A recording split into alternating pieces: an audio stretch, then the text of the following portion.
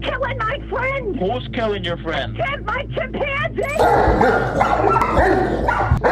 एक pet owner जब अपने घर में किसी भी जानवर को पालता है तो उसे लगता है कि वो जानवर उसके ऊपर कभी भी अटैक नहीं करेगा, लेकिन शायद यही उसकी सबसे बड़ी भूल होती है। कुछ ऐसे डेंजरस एनिमल्स भी होते हैं जिन्हें पालना इम्पॉसिबल होता है, लेकिन लोग फिर भी ऐसे जानवरों को अपने घर में पालते हैं और वो उम्मीद करते हैं कि वो जानवर उनके ऊपर कभी भी अटैक नहीं करेगा। लेकिन जो डेंजरस एनिमल होता है वो मौका देखते ही कभी भी किसी पर भी अटैक कर सकता है। ऐसे ही दुनिया में आज के समय में होने वाले मैं आपको 10 ऐसे केसेस के बारे में बताऊंगा जिन केसेस में जानवरों ने अपने मालिक को ही मार डाला, और उसके पीछे का कारण जानने के बाद तो शायद आप भी शॉक्ड रह जाएंगे। तो चलिए स्टार्ट करते हैं हम अपनी आज की इस वीडियो को। 10 horrifying pets that ate their owners in front of everyone, जिसमें नंबर 10 पर है Charla Nash and the chimpanzee. Guys, chimpanzee एक ऐसा इंटेलिजेंट जानवर होता है जिसे देखने के बाद लगता है कि शायद इसके पास तो जो भी इंसान जाएगा चिंपैंजी उसका बहुत ही जल्दी दोस्त भी बन जाएगा, लेकिन ये रियलिटी तो बिल्कुल भी नहीं है, क्योंकि एक चिंपैंजी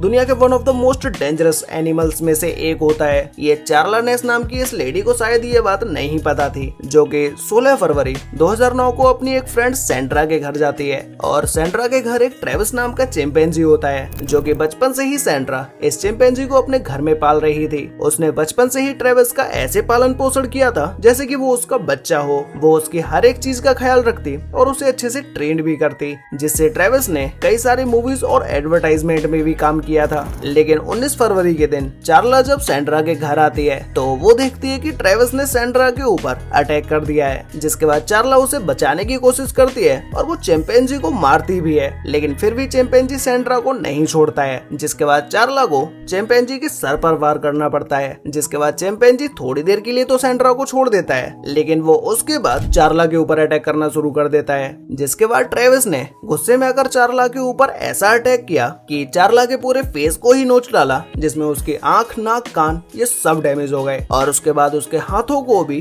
काट लिया, जिसके बाद उसके हाथों की उंगलियां भी नहीं बची। ये सब होने के बाद सेंड्रा पुलिस को कॉल करती है और अपनी सारी सिचुएशन बताती है। जिसके बाद वहाँ पुलिस आती है, और जितनी देर में वहाँ पर पुलिस आई तब तक तो ट्रेविस अपना काम कर चुका था। उसने चार्ला के फेस और बॉडी पर इतनी इंजरीज कर दी कि चार्ला फर्श पर लेटी पूरी तरह से खून में लथपथ थी। जिसके बाद पुलिस ऑफिसर्स ने ट्रेविस को एक पिंजरे में बंद कर लिया और वहाँ से तुरंत ही चार्ला को हॉस्पिटल ले जाया गया। हॉस्पिटल में ले जाने के बाद डॉक्टर्स के द्वारा चार्ला की जान तो बचा ली गई, लेकिन उनके पूरी तरह से खराब हुए फेस का वो कुछ भी नहीं कर पाए। जिसके बाद कई महीनों तक चार्ला का हॉस्पिटल में इलाज चलता है, लेकिन उनका फेस फिर भी सही नहीं हो पाया। जिसके बाद डॉक्टर्स की सलाह से चार्ला के फेस को ट्रांसप्लांट किया गया, मतलब कि किसी और के फेस को चार्ला के फेस पर लगाया गया। आज के समय में चार्ला लोगों को अपने घर में ऐसे खतरनाक जानवरों को पालने के लिए मना करती है। नंबर 9 पर है पेट स्नेक किल्ड चाइल्ड। गाइस, एक अपने घर में किसी स्नेक को पालना कोई नॉर्मल बात नहीं है, और ना ही कोई एक नॉर्मल इंसान अपने घर में किसी स्नेक को पालेगा, लेकिन शायद इस बच्ची के पिता को अपने घर में स्नेक्स को पालने का बहुत शौक था, और वो अपने घर में ये बर्मेज पाइथन जैसे बहुत सारे स्नेक्स को पालते हैं। ये python snake South East Asia के one of the most dangerous snakes में से एक होता है, जो कि अपने शिकार को मारने से पहले उसका गला घोट देता है, और गला घोटने के बाद उसे जिंदा ही निकल जाता है।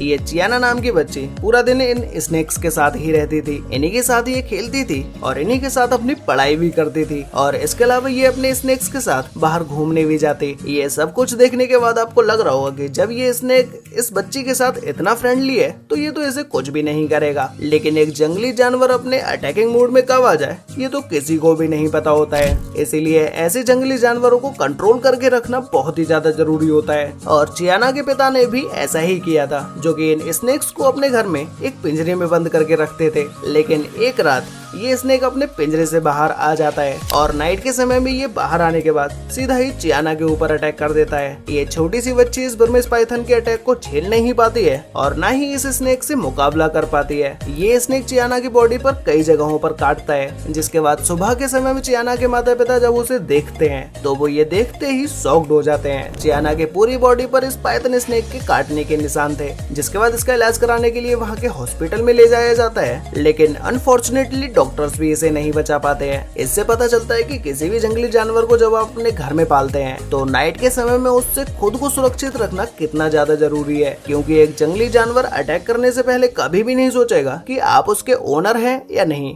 नंबर 8 पर है Ronald Hoff and his monitor lizard. Guys, monitor lizard एक ऐसा एनिमल होता है जो कि इंसानों को ज्यादा नुकसान नहीं पहुंचाता है, लेकिन अगर ये गुस्से में हो तो ये किसी को छोड़ता भी नहीं है। रोनाल्ड हॉफ के साथ यही हुआ होगा, जो कि अपने घर में ये 2 से 3 मॉनिटर लिजर्ड्स को पालते हैं। इन्हें अपनी मॉनिटर लिजर्ड से इतना प्यार होता है कि ये इन्हें अपने कमरे में ही बंद करके रखते हैं। इन्होंने अपने कमरे में इनके लिए अलग से एक जगह बनाई थी जिसमें ये उन्हें बंद करके रखते थे। 42 वर्षीय रोनाल्ड हॉफ अपने घर में ये मॉनिटर लिजर्ड्स के अलावा और भी कई सारे विदेशी जानवरों को पालते हैं, लेकिन इन्हें सबसे ज्यादा प्यार इन्हीं मॉनिटर लिजर्ड्स से था। एक दिन खाना देने के लिए इनकी पत्नी जब इनके रूम में जाती है तो वो देखती है कि रोनाल्ड हॉफ जमीन पर पड़े हुए हैं और उनके ऊपर ये दोनों मॉनिटर लिजर्ड्स बैठी हैं जो कि उनके ऊपर अटैक कर रही हैं। रोनाल्ड उस समय में पूरी तरह से खून से लथपथ थे और ये सब देखने के बाद रोनाल्ड हॉफ की पत्नी समझ चुकी थी कि इन्हीं मॉनिटर लिजर्ड्स ने उनके ऊपर हमला किया है। इस इंसिडेंट के बाद रोनाल्ड हॉफ को तो नहीं बचाया जा सका, लेकिन 2002 में हुई ये दर्दनाक घटना के बाद से डेलावेयर के कानूनों को और भी ज्यादा सख्त कर दिया गया कि कोई भी व्यक्ति अपने घर में इस तरह के जानवरों को नहीं पाल सकता। नंबर 7 पर है Marius else and his hippo Humphry. Guys, Marius को अपने घर में बड़े से बड़े विदेशी जानवरों को पालने का बहुत शौक था और वो अपने बाड़े में कई सारे ऐसे विदेशी जानवरों को पहले से ही पालते आ रहे थे। जब उन्हें ये हिप्पो अपनी 5 साल की उम्र में एक बाढ़ में बहता हुआ मिला, जिसके बाद मारियस इस हिप्पो को अपने घर ले आए और वो अपने बेटे की तरह इसे पालने लगे और उन्होंने इसका नाम हम्फ्री रखा। जिसके बाद जैसे जैसे इसकी उम्र बढ़ती गई वैसे वैसे इसका साइज भी बढ़ता चला गया। जिसके बाद मारियस ने इन सभी विदेशी जानवरों को पालने के लिए एक बड़ी सी जगह बनाई जिसमें ये सभी जानवर फ्रीली घूम सकें। लेकिन मारियस को अपने इस हम्फ्री हिप्पो से ज्यादा लगाव था, क्योंकि वो दुनिया को दिखाना चाहते थे कि किसी भी जंगली जानवर को अगर अच्छे से पाला पोसा जाए तो उसके साथ भी एक इंसान फ्रेंडली रह सकता है। मारियस हम्फ्री के साथ पूरा दिन रहते और उसका ख्याल भी रखते और जब उनका खेलने का मन होता तो वो उस हिप्पो के ऊपर बैठकर उसकी सवारी भी करते। जैसे जैसे इस हिप्पो की उम्र बढ़ती गई वैसे वैसे इसके अंदर का एग्रेसिवनेस बाहर आता गया। इस हिप्पो ने कई बार बाड़े में मौजूद और भी अन्य जानवरों के ऊपर भी अटैक किया था, लेकिन मारियस ने इन सभी को इग्नोर करते हुए अपने इस हिप्पो को एक बेटे की तरह ही पाला। तो एक दिन जब मारियस हिप्पो के ऊपर बैठने जाते हैं तो अचानक से ये हिप्पो मारियस के ऊपर डेडली अटैक कर देता है और फिर उसके बाद ये हिप्पो मारियस की बॉडी को खींचता हुआ पानी के बीचों बीच ले जाता है। अब आप खुद अंदाजा लगा सकते हैं कि एक जंगली जानवर को अपने घर में पालना कितना ज्यादा खतरनाक हो सकता है। नंबर 6 पर है Daisy Tubo and a crocodile. Guys, यह दर्दनाक घटना जनवरी 2019 में इंडोनेशिया के उत्तर सुलावेसी में मौजूद एक प्रयोगशाला की है, जहां पर 4.4 मीटर लंबा ये मगरमच्छ गैर कानूनी तरीके से प्रयोगशाला के पीछे उसे बाड़े में रखा गया था। जिस दिन की ये दर्दनाक घटना है उस दिन डेजी टूबो उसे खाना खिला रही थी और खाना खिलाते खिलाते मगरमच्छ ने डेजी को अपने पिंजरे के अंदर खींच लिया होगा या फिर अपनी पूंछ का सहारा लेकर उसे पिंजरे के अंदर गिरा दिया होगा, क्योंकि मगरमच्छ का ये नेचर होता है कि वो शिकार करने से पहले बिल्कुल शांत रहता है, लेकिन जब वो शिकार करता है तो वो बहुत तेज छलांग मारता है। ऐसा ही कुछ डेजी के साथ हुआ होगा, जो कि डेजी को इसका बिल्कुल अंदाजा भी नहीं होगा जब तक उसके सहयोगी वहां पहुंचे और तब तक डेजी का ये मगरमच्छ अधिकांश शरीर खा चुका था, जिसमें उसका एक हाथ और पेट का बड़ा हिस्सा शामिल था। इस घटना के बाद वहां तुरंत ही पुलिस को बुलाया गया, जिसमें पता चला कि इलीगली इस मगरमच्छ को इस बाड़े के पीछे रखा गया था और उसे वहां क्यों रखा गया इसकी जानकारी किसी को भी नहीं थी। जिसके बाद इस मगरमच्छ को शांत करने और सुरक्षित करने के बाद उसे एक वन्यजीव बचाव केंद्र में भेज दिया गया। नंबर 5 पर है Mark Vogel and his exotic pets. Guys, Mark Vogel को अपने घर में बहुत सारे जंगली जानवरों को पालने का इतना शौक था कि वो अपने घर में बहुत ही जहरीली मकड़ियों, बिच्छू और बहुत सारे स्नेक्स को भी पालते थे। ये एक प्रोफेशनल एनिमल केयर टेकर थे, जो कि ये अपने सभी एनिमल्स का पूरी तरह से ख्याल भी रखते थे। उन्हें टाइम से खाना देना और टाइम से सुलाना ये मार्क का डेली का रूटीन था। इनके इन सभी पालतू जानवरों में से ब्लैक विडो जैसी खतरनाक मकड़ी भी शामिल थी और इसके अलावा इनके घर में 200 से भी ज्यादा मकड़ियां थी, जिसे ये अपने घर में पालते थे और उन्हें खाना भी खिलाते थे। एक दिन जब इनके रूम का गेट खोला गया तो ये जमीन पर पड़े हुए थे और इनके शरीर के ऊपर 300 से 400 मकड़ियां थी, क्योंकि इनके पड़ोसी के द्वारा पुलिस को इन्फॉर्म किया गया कि पिछले 7 दिनों से मार्क अपने रूम से बाहर नहीं निकला है। जिसके बाद पुलिस इन्वेस्टिगेट करने के लिए जब उसके रूम को खोलती है तो मार्क की बॉडी जमीन पर पड़ी हुई थी और उसके पूरे रूम में मकड़ियों का जाला था। इसके अलावा रूम में स्नेक और बिच्छू ऐसे ही घूम रहे थे। मार्क की बॉडी को जब हॉस्पिटल ले जाया गया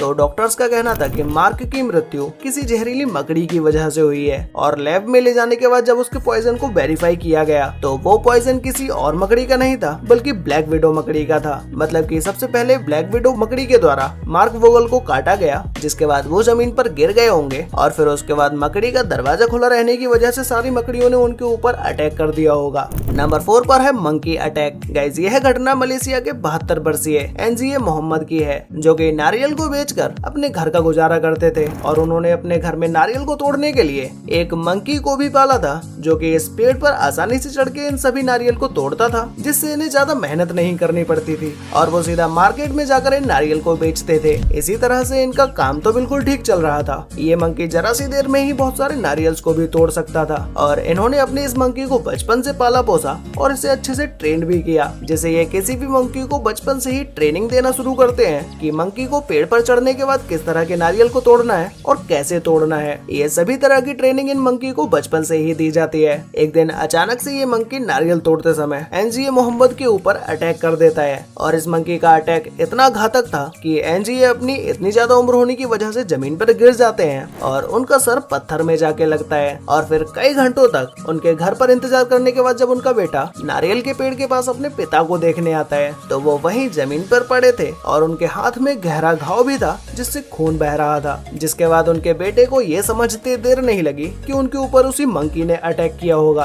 क्योंकि पहले भी ये मंकी कई बार ऐसा कर चुका था और जब तक इन्हें हॉस्पिटल ले जाया जाता तब तक इनकी मृत्यु हो चुकी थी। नंबर 3 पर है Sam Mazzola and his bear. Guys, Sam Mazzola Columbia Station Ohio में रहने वाले एक एनिमल केयर टेकर हैं, जो कि अपने अंडर वो कई सारे एनिमल्स की देखभाल करते हैं, जिनका वो पूरी तरह से ख्याल रखते हैं और उन्हें खाना भी टाइम से देते हैं। और इसके अलावा वो अपना पूरा दिन इन सभी एनिमल्स को ट्रेन भी करने में देते हैं, जिससे कि ये सभी जंगली जानवर एग्रेसिव ना रहें और सभी इंसानों के साथ अच्छे से बिहेव करें। लेकिन शायद सैम इन सब में गलत थे, क्योंकि एक जंगली जानवर गुस्से में और भूख में अपने सामने आए किसी भी व्यक्ति को नहीं छोड़ता, फिर चाहे वो उस एनिमल का ओनर ही क्यों ना हो। एक दिन सैम अपने बियर को खाना देने में बहुत लेट हो जाते हैं, जिसके बाद जैसे ही वो उस बियर को खाना देने के लिए उसके पिंजरे के अंदर जाते हैं और अब तक सैम को ये पता था कि बियर नॉर्मल है, उसे कैसे भी खाना दिया जा सकता है, लेकिन सैम को कहाँ पता था कि भूख के मारे वो बियर बौखलाया हुआ है। जिसके बाद जैसे ही सैम उसके पिंजरे में आते हैं वैसे ही ये बियर उनके ऊपर तुरंत ही अटैक कर देता है और जब तक वो कुछ समझ पाते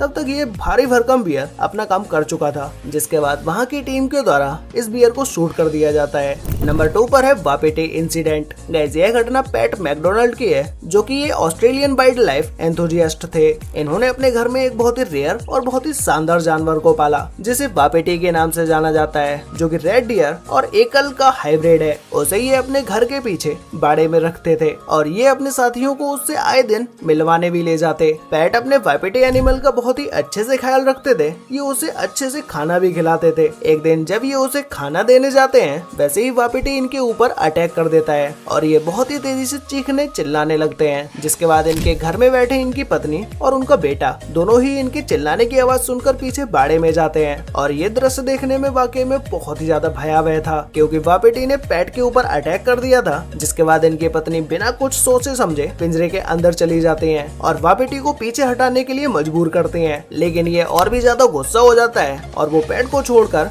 उनकी पत्नी के ऊपर ही अटैक कर देता है। जिसके बाद इनका बेटा दौड़ता हुआ घर के अंदर जाता है और वो हेल्प मांगने के लिए पुलिस को कॉल करता है। तभी वहाँ से गुजर रही एम्बुलेंस में बैठा ये व्यक्ति ये सब कुछ देख लेता है, जो कि उनकी हेल्प करने के लिए सबसे पहले उनके बाड़े में घुसता है और वो वापिटी का ध्यान भटकाने की कोशिश करता है, जो कि वो इसमें सफल भी रहता है, क्योंकि उस एम्बुलेंस वाले व्यक्ति को पुलिस आने तक वापिटी का ध्यान भटकाए रखना था। जिसके बाद कुछ ही समय पर वहाँ पर उनकी हेल्प करने के लिए पुलिस आ जाती है और वो ट्रैंक्विलाइजर की मदद से वापिटी को बेहोश कर देते हैं। जिसके बाद पैट और उनकी बीवी को हॉस्पिटल ले जाया जाता है और डॉक्टर्स के द्वारा उन्हें बचा लिया जाता है। तो गाइस, फाइनली अब बात करते हैं नंबर 1 के बारे में, जिसमें नंबर 1 पर है Terry Vance Garner and his pig. Guys, Terry Vance अपने बाड़े में बहुत सारे पिग्स को पालते हैं और वो उनके खाने और पीने का सबका ख्याल रखते हैं। एक दिन खाना देने के लिए टेरी जब पिग्स के बाड़े में जाते हैं तभी अचानक से 2 पिग्स टेरी के ऊपर अटैक कर देते हैं। जिसके बाद टेरी को स्ट्रोक आने की वजह से वो वहीं जमीन पर गिर जाते हैं और उनके जमीन पर गिरने के बाद जिन पिग्स ने कभी उन टेरी के ऊपर अटैक नहीं किया वो सभी पिग्स टेरी के ऊपर अटैक करने लगते हैं और वो उन्हें खाना भी शुरू कर देते हैं। इस इंसिडेंट के कुछ समय के बाद जब उनके फैमिली मेंबर्स बाड़े के अंदर जाते हैं तो टेरी की बॉडी जमीन पर पड़ी हुई थी